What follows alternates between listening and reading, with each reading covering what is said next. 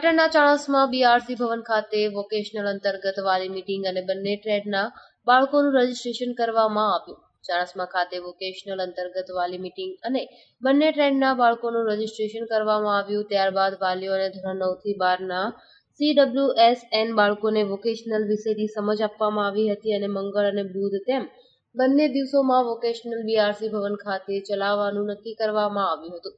BRC Pankajbhai તથા special એજ્યુકેટરની team દ્વારા બાળકોને અલગ અલગ સ્કીમ ડેવલપ થાય એ માટે જુદી જુદી સંસ્થાઓમાં એક્સપોઝર કરી અને બાળકોને તૈયાર કરવાના અને તેમના અંદર વ્યવસાયિક સ્કિલ ડેવલપ કરી સરકારના અભિગમ મુજબ વોકેશનલનો સાચો અર્થ પરિપૂર્ણ થાય તે માટે તમામ પ્રયાસો કરવામાં આવશે તેવું બીઆરસી પંકજભાઈ અને તેમની ટીમ દ્વારા બાંહેધરી આપવામાં આવી હતી.